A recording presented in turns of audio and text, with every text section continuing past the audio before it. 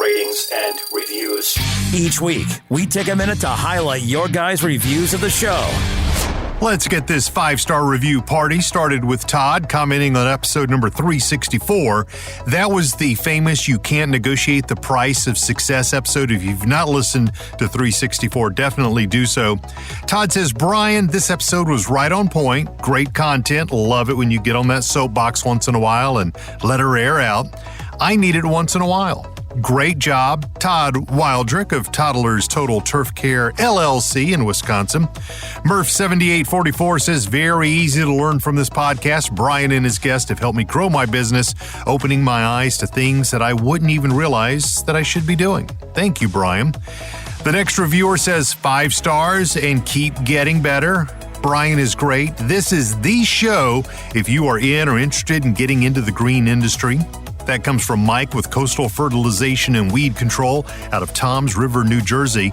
Hey, by the way, if you've ever watched some of the seasons of Jersey Shore or HBO's Boardwalk Empire, that's Toms River, New Jersey. A little Mr. Producer fun fact for you.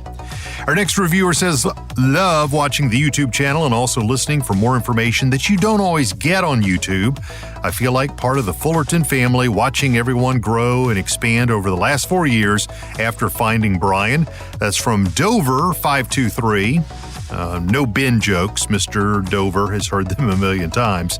Finally, S&B Lawn Services. You bring great value to the green industry. This podcast and your YouTube channel have helped me grow our family lawn business. Want us to read your review next? Let us know how we're doing, and we might just read your review on next week's show.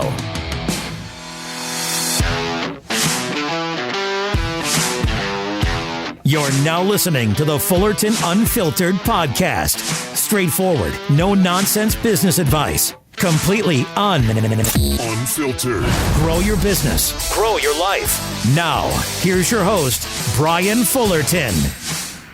Hey, what's going on, guys? Welcome to another episode of the Fullerton Unfiltered podcast. It is your host, Brian Fullerton here, hanging with you guys. And today, we're going to continue on the first part of the 15 things that differentiate employees versus entrepreneurs talk that I was giving here just a couple days ago on Monday.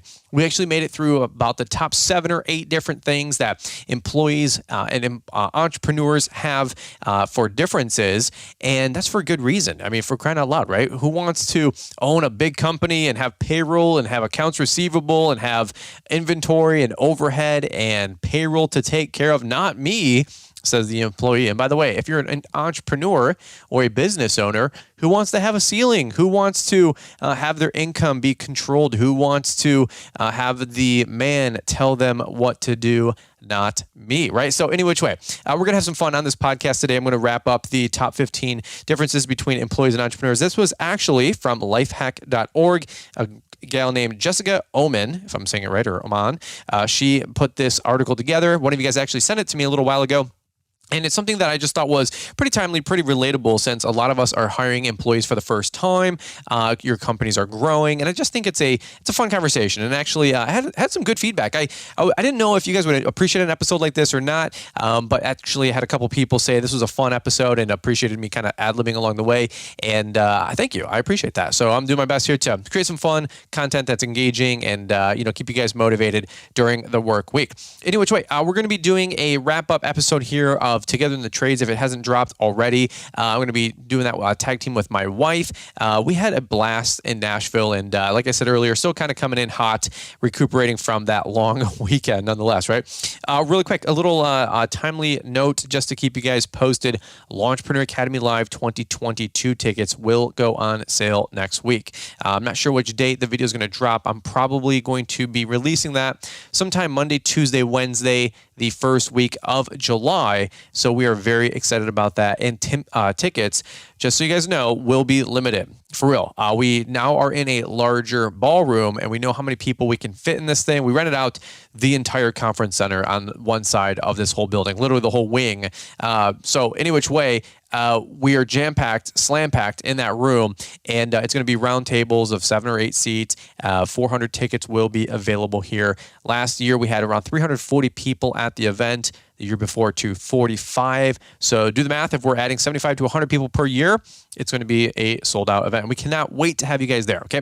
Not going to do a whole promotion on that right now. Another podcast for another time, but I'm telling you, it's exciting. It's coming. And you guys are really going to check this out. I'm not going to give anything away, but there's going to be a very, very, very exciting and incentive and promotion to get your ticket early, i.e. the month of July. You do not want to miss the announcement here this next week. I'm telling you what, it is going to be awesome. All right, so here's what we're going to do. We're going to hear from today's show sponsors announcements in just a couple quick seconds, but let me do this really quick. We're going to recap for what we covered last time. So here's the first couple topics that we talked about. If you didn't hear the first episode, maybe go back, listen to part 1 before you continue here on part 2.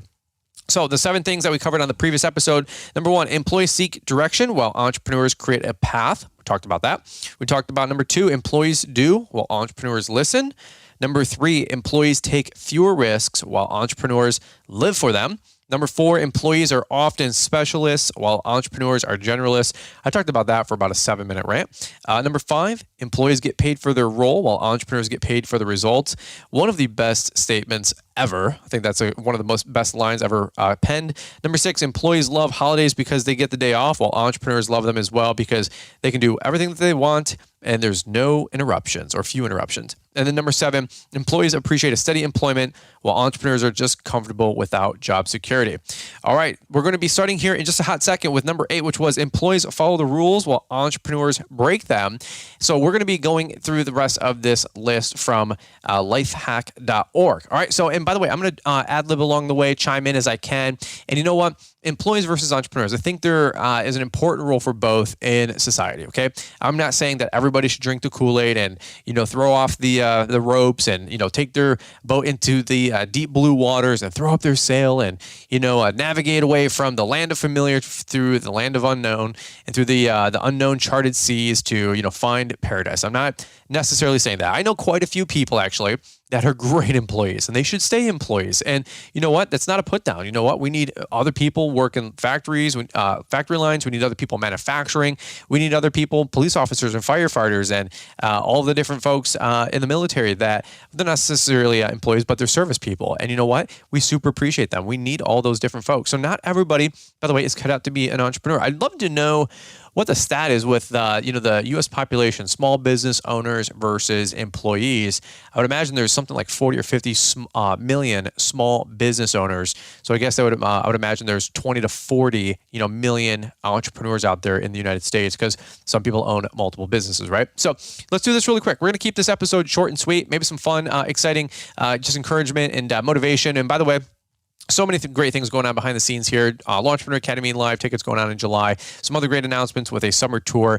All this different stuff. We're just here to keep you guys rocking and rolling, motivated, engaged, entertained, keeping everything upbeat, going into the dog days of summer. How does that sound? All right, let's do this really quick. Let's hear from today's show sponsors and announcements, and then we're going to come right on back. You know the name Equipment Defender. Now experience the safety and security for your lawn care setup with Equipment Defender trailer racks. These lockable trailer racks are designed to keep your equipment organized and secure without breaking the bank. Upgrade your setup and protect your investment with trailer racks that fit any style of trailer, both utility or enclosed. These E-coated racks are built tough to withstand the elements, all while working hard to keep your equipment safe and secure. Put an end to unnecessary equipment damage and theft today by investing in quality trailer racks that you can rely on. Use the promo code BRYANS10 to save 10% on all orders today at equipmentdefender.com. And a link is provided in the show description. Equipment Defender. All right, guys. Well, I always appreciate Marty, Mr. Producer, handling this show and quarterbacking everything. And by the way, if you guys are excited about hearing more reviews and you guys want to hear some reviews on next week's show or the week after, we really do appreciate all those different reviews that come in from you guys. By the way, I have seen that we are over 1,000 ratings and we have, I don't even know how many comments and reviews. So really, really, really appreciate that. Here's the thing. If you guys haven't left a rating or a review recently, would you guys be able to do that for us? I would really appreciate that. It takes 2 minutes once the episode is done. If you guys want to tap 5 stars, we really do appreciate that. Maybe leave us a couple sentence review. I like to have 10, 20 new reviews and ratings come in per week or per month. We kind of dip down a little bit to about 3 or 4, and I know we all kind of get complacent and we're just working and switching to the next track. I appreciate that just as much as you guys. But nonetheless, if you guys want to leave us a quick rating and review, we will read those live on air for you guys. All right, so let's go back to our list here. We're going to start with number 8. Employees follow rules while entrepreneurs break them. It's a strange paradox, but to create a successful business, an entrepreneur has to disrupt something, break a rule, or change the game. But in order to keep the entrepreneur's company going, the employees need to be there to uphold the new status quo. So employees need to follow the rules while entrepreneurs break them. And there's, simple truth to that, right? An employee, right? Simply, we want to have them have a narrow range of activities so they can tackle those day in and day out. And yes, we do want some creativity. We do want them to, quote unquote, be intrapreneurs. We do need them to think creatively, right? We do need them to do things on their own, but we do want to make sure that they're doing what we need them to do to basically accomplish the mission and the vision that we've set out for them, to make sure that they're pulling their weight towards the vision and the mission for the company. And so entrepreneurs break the rules. There's nothing more true than hearing what an entrepreneur does that breaks the rules. For example, they're innovators, they're disruptors. I mean, think about some of the biggest businesses we know. This is just my opinion and observation, but from the Elon Musks to reusable rockets to electrified vehicles, right, and electrification of the grid to be able to support those cars. Jeff Bezos with Amazon and creating a 1 or 2 day direct fulfillment shipping business for literally almost any product or almost any service to be, right? And I mean, like, from foods to photography to products to a little bit of everything, right? He's disrupting the game. And so you can think about Apple, you can think about Microsoft back in the day, you can think about 100 different companies, maybe more relatable today, Cuts Clothing, Untuckit, there's hundreds of different companies in and out of our industry, of course. You look at guys like the Hurricane guys, Rick and all of them, or Nick Carlson with Mulchmate, right? They are disrupting, they are innovating, and they are breaking the rules. They're challenging expectations, right? And I think that's really awesome. I mean, what's his name? Elon Musk, he's notorious for saying, figure out your problem, and instead of trying to have it accomplished in 10 years or a decade, figure out how to accomplish it in the next 6 months. And man, I'll tell you what, Grant Cardone, if you guys are a Grant Cardone fan, I like a lot of Grant Cardone stuff, but Grant Cardone says the same thing. What would you have to do to 10x your income? And I wouldn't really say that that's the difference between breaking the rules and employees following them, but nonetheless, let's say you're making $150,000 this year and you needed to make $1.5 million. What would you do? What would you literally do? I ask that same question to myself all the time. If I made $100,000 a year and I wanted to 10x my income and make $1 million, what would I really do? And you know what? A lot of us will have a quick answer. You're like, well, I can do this and I can do that. And then you realize like that might only get you to $140,000 or $180,000 or maybe $200,000 on this $100,000 that you made the year before. What are you going to do to bridge the gap between $200,000 and $800,000 more dollars? What are you going to do to make $1 million? And you know what? I'll tell you what, if you've never done that exercise, it is very challenging, because Liz and I do that all the time. I'm like, how do we 10x this thing? How do we grow? How do we make more money? And I'll tell you what, if you've never, seriously, I'm telling you straight up, if you've never spent 5 minutes, hit pause and go, okay, think about what you made last year. Now, how would you 10x that in 1 year? And that'll really get you thinking creatively about the decisions you're making, the commitment you're playing at, how you're structuring things. The amount of money you start thinking hundreds are great, but you need to start thinking thousands. If you think thousands are great, you need to start thinking tens of thousands, so on and so forth, right? All right, let's keep going. That's a fun topic. Number 9, employees are responsible for some decisions, while entrepreneurs are responsible for all of them. It says right here, whether positive or negative, the entrepreneur is ultimately burdened with the impact of decision-making at all levels of the organization. Obviously that book, Extreme Ownership with Jocko Willink, just screams at the top of my brain right now with this statement here with number 9. You know what? That's the truth. Employees are responsible for some decisions while entrepreneurs are responsible for all of them.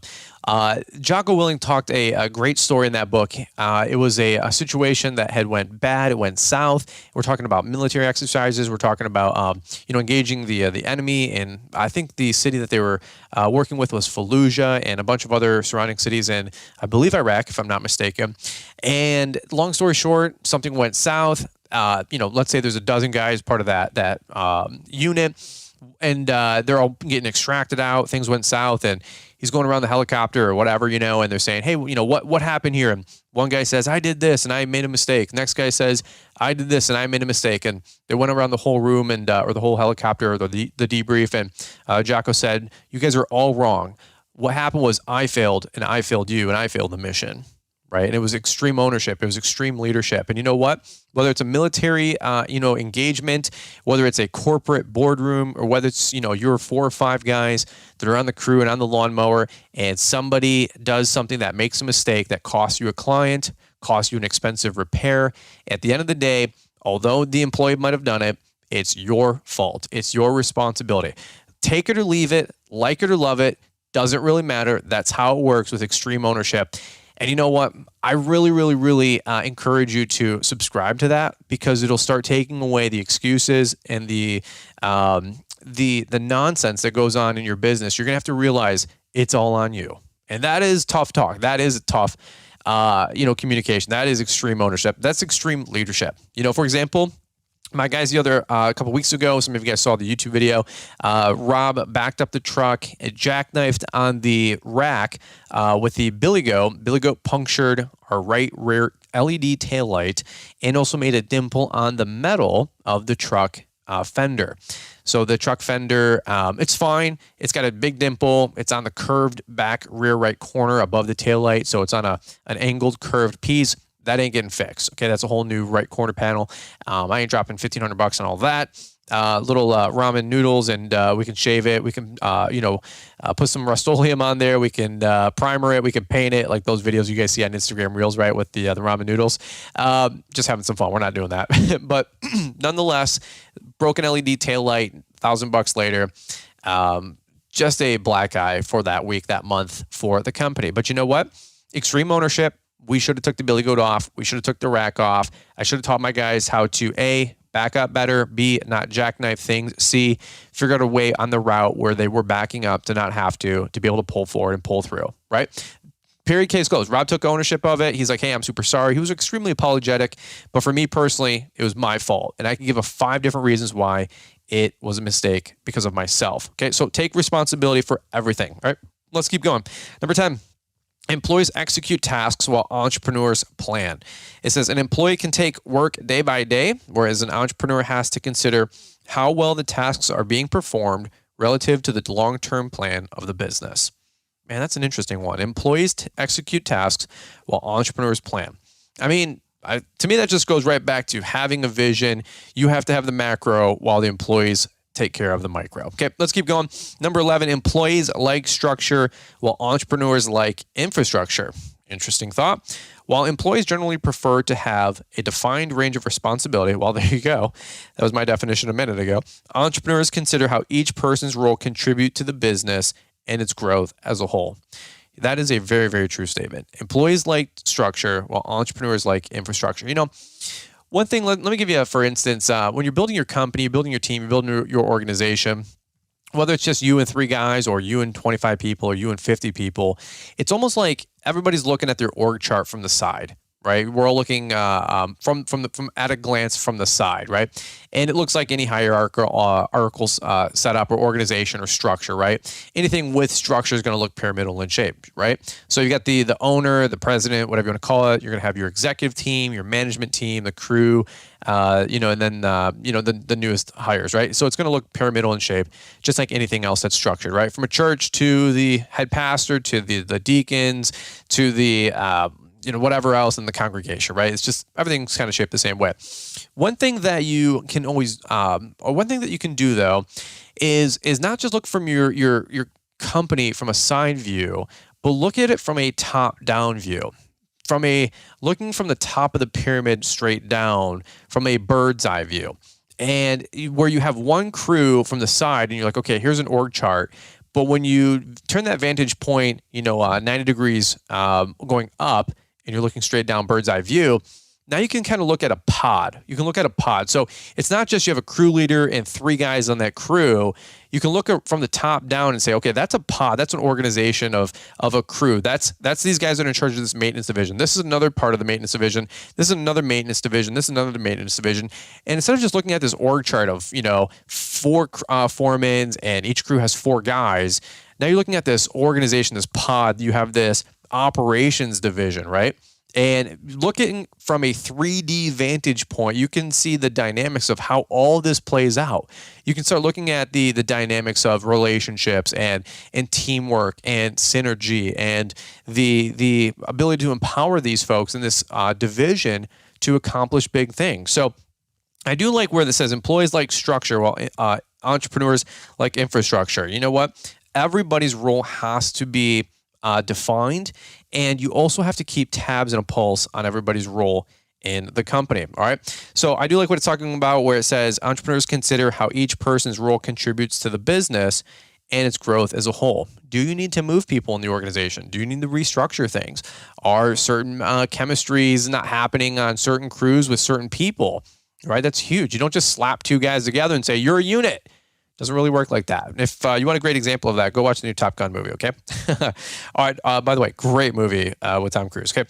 A couple weeks ago. Number 12, employees work to a schedule while entrepreneurs create their own.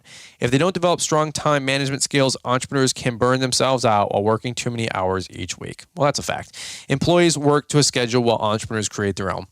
And that's true to a degree. Entrepreneurs do create their own schedule, but it's still inherent and subject to the customer, to the client, to the expectations, and even to the company itself, and even to the organization, right? One minute you need to serve the customer, the next minute you got to make sure that you're serving the business to keep it alive and keep it afloat. Employees do like schedules, though. They do like, hey, what is my clock in, clock out? Whether it's 1 to 9, whether it's 8 to 4, whether it's the midnight shift, 11 to 7. They do like structure. Everybody likes structure, whether you're an employee or an employer, right? But entrepreneurs, man, I'll tell you what, how many times have we all been out there at 6:30 in the morning, changing oil or changing blades? The guys come in at 7, 7:30, 8 o'clock. They're rolling deep from 8 to 4:30, 8 to 5. Go on out and mow. We all, kind of break off from there, go home, eat dinner, supper, family time, all that mess. And employees, what are they doing? They're kicking back after that, watching TV. They're watching Simpsons. They're watching Futurama. They're watching South Park. They're watching Comedy Central, whatever. Amen. As an employer or as a business owner, you know what a lot of us are doing?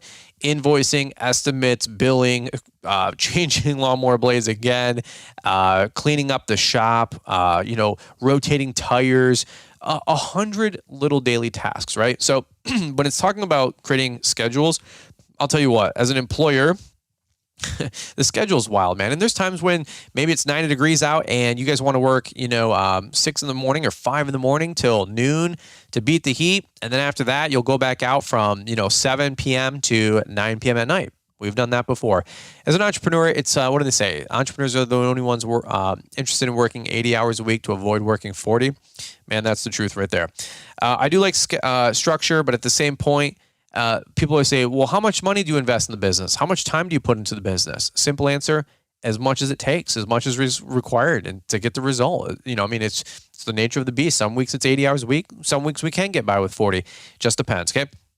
Are you guys having fun with this? Is this doing good? Are you guys having a good time with this? I've got some ad libs along the way and some things I'll wrap up with as well. But I like lists like this. I love top 10 articles. I like blogs, I like stats, I like figures. And I think this is a pretty fun one. All right, number 13, employees. Let me just make sure we didn't skip any. Number 13, employees are always working while entrepreneurs are always selling. And that's a fact. I feel like an entrepreneur is doing both. We're working and we're working at selling. We're selling at working. You guys know what I'm saying. It says right here, it can be exhausting. Entrepreneurs have to sell investors on their ideas, their clients, on the value of their product, staff on the benefit of working here, and even their families while they're running a business. Man, that's the truth. Like entrepreneurs are always selling all the time. In fact, I feel like we're all always selling either which way, whether you're an employee or an entrepreneur. But you know what? It says employees are always working while entrepreneurs are always selling. That's true to some degree. I always say like the core roles of a CEO or a president or somebody leading an organization are to recruit good people, create a good culture, and always explain and expand the vision. Right? They're recruiting, they're casting the dream, and they're always whatever I just said. Okay, you guys can go back and skip 15 seconds back. Okay, they're recruiting, they're casting the vision, and they're always working on culture. Okay, that's the job of a CEO. I've heard that from 100 different CEOs, 100 different success people. I've listened to Greg Wittstock. He's said it in his own way 100 different times before as well. Okay, and you know what? You're always selling. You're always communicating. I mean, even to like you and the trimmer guy. You got one guy, he's working trimmer. Hey man, one day you'll be managing a crew. Hey, one day you could run a branch, right? Depending on the size of your company. Okay. Always selling, always casting the vision. You're always selling everybody all the time, by the way. You're selling your wife on, still sticking with you. Sometimes, guys, you're selling your girlfriend to be engaged. You're selling your engaged girl to be married. You're selling your wife to stick with you. You're always trying to not sell to keep and it's not like begging, but at the same point, you're still always convincing people. You're always convincing somebody to give you a refill. You're convincing somebody to, take care of you with at the service counter better than the next person, right? It's always something where you're just always selling. I mean, that's a truism of life. Okay, don't have to beat a dead horse there, but that is the truth. Employees are working while entrepreneurs are always selling, and employees, they don't really want to sell.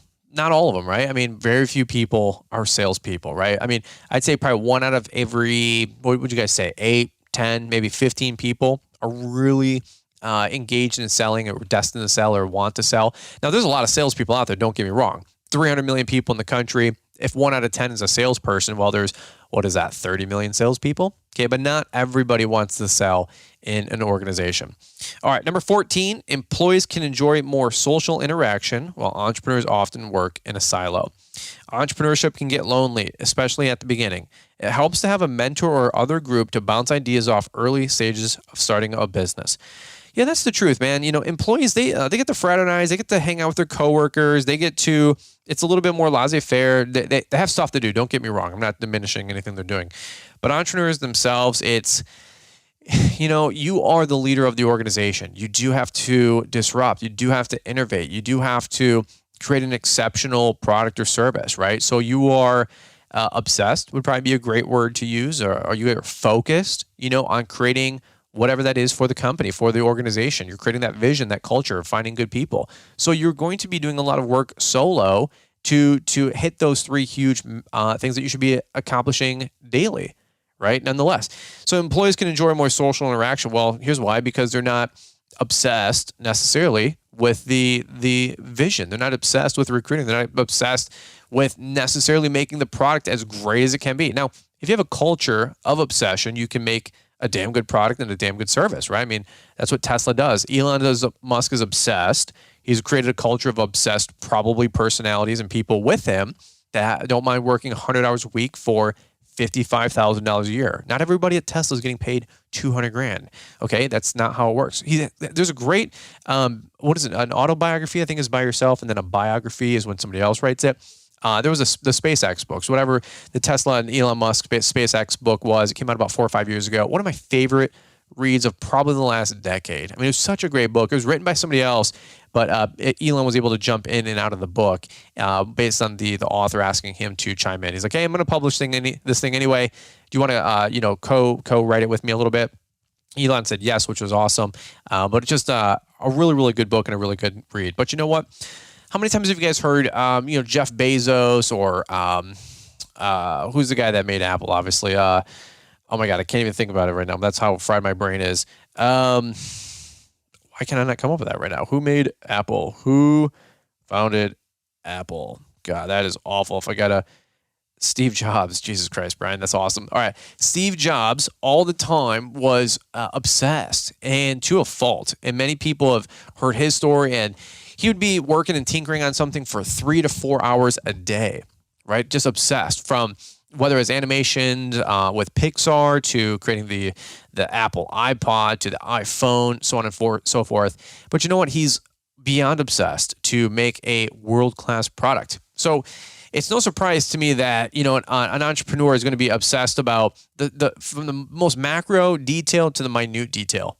I mean, I know I am. We're also constantly refining because we're always seeking exception, right? Does an employee want to see, continuous improvements and refinements? No. They want to get paid just enough so they don't get fired and do a good job. And even your best employees, they still want to go home, right? It's not their business. They don't get the profit afterwards. So why should they be sold out? I mean, to be fair, why should they be sold out? I see both sides. Okay. All right, let's do this really quick. And entrepreneurship is lonely. There's a second part here. It helps to have a mentor or a group to bounce ideas off at the early stages of a business.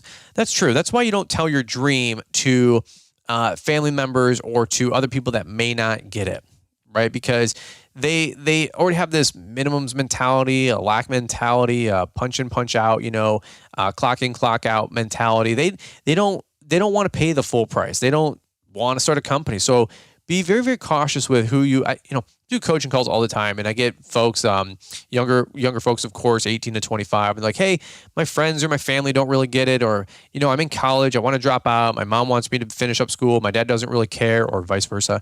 And I don't want to be an engineer. I'm a second year mechanical engineering student. Some sharp people listen to the show, and I'm thinking to myself, well, at the same point, like, if you're living under their rules or their house, you have to follow their rules. If you're taking money from them for school, you kind of are obligated to, quote unquote, do what they say. But at the same point, you're an adult. You're 18. If you want to cast off the ropes, and you're going to have to figure that out. Are you willing to let all that go? Are you willing to let go of the safety net to have security or freedom? Right? We talked about that on the first episode. So you know what? Be cautious with who you do share your ideas with. You may get discouragement from the people that love you, and they're just trying to protect you. But at the same point, I don't think it's a hard sell these days for me to tell you or suggest to you that owning your business is probably as risky or even less risky than it is to have a job. Okay, what the economy, as good as it's been, or as an employee, sided. Economy right now where, employers just can't find enough good help. You know what? Those tides will turn eventually. And the other side it'll be back to the employer side where there's no such thing as a signing bonus or getting paid $18 an hour for a 18-year-old kid. It'll go back to $14, $15, $16, or, whatever the new labor rate will be. $24 will be the standard, but everybody's getting hired at 17, right? Whatever inflation does, and the current currency, levels, if you will, like fighting for 15. Well, 15 was a big deal 3 years ago. Today, 16, 17, 18 is the new, $15, right? So on and so forth. So any which way, my point is, don't share everything with everybody. It can be lonely, but you know what? Confide in other entrepreneurs. Talk to your friend who's been an employee, or maybe a relative or a family member who's an employee. They'll tell you business is risky. Talk to a seasoned entrepreneur and they'll tell you, you know what? Business is risky, but you know what? I wouldn't trade it any other day for a job. Okay. Ask me about entrepreneurship. Dude, there's no way I could go back to working a 9 to 5. I would do it if I had to. There's no doubt about it. You got to do what you got to do. But I would do whatever it took. I mean, we would sell whatever we had to do. I would do whatever I had to do. Literally, I would change companies, change businesses, change industries, change careers, change thought processes. I would humble the ego more, whatever it took, right? To literally never go back to working a 9 to 5. And I mean that. It's not about making millions of dollars. It's about having flexibility and the freedom to do what you want to do. All right. This topic gets me fired up, man. I'm having a good time. All right, let's finish this up really quick here. We've got the number 15 on this list, the top 15 things that differentiate employees versus entrepreneurs. All right, let's do this really quick. Employees dislike failure while entrepreneurs embrace it.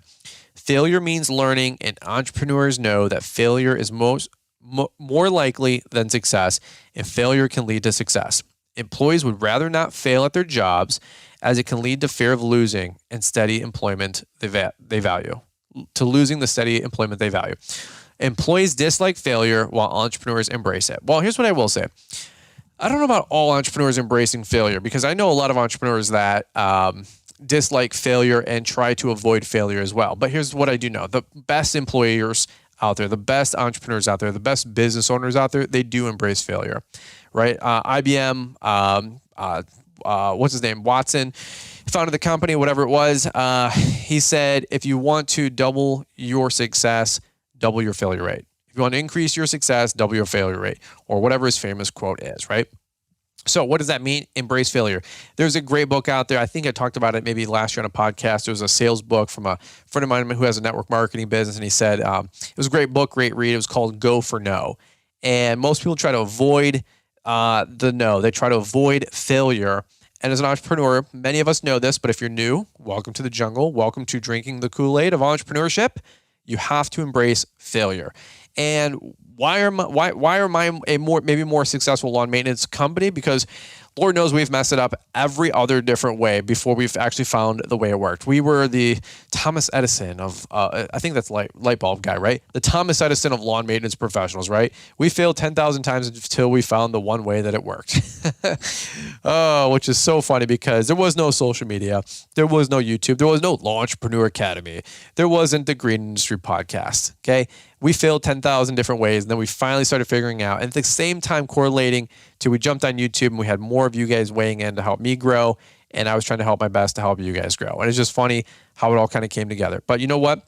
Employees, they dislike failure. They don't want to feel rejected, right? Nobody wants to feel rejected. Nobody wants to feel or be made out to look like an idiot or to feel incompetent. And you know what? Or inadequate or self-conscious. Right? Nobody wants to be rejected. Nobody wants to go ask the girl out and be rejected, right? Myself included, right? But you know what? As an entrepreneur, we all know that we got to take the hits. We got to take the swings. We got to go for the at-bats. We've got to look at the upside. We have to go, what if? We have to say, it could work. Maybe it will happen. Not hopeful or wishful thinking, but you know what? What do they say? Like, you miss 100% of the shots you never take. So as an entrepreneur, you know what? You have to go for it. You have to say, you know what, this could work. And even in today's world, right, with economy, being what it is, the inflation, maybe different politics, different administrations, gas prices, inventory, whatever it is, right now is still a great time. It's the best time, I should say, to become an entrepreneur. You know why? Because it's the only time you got.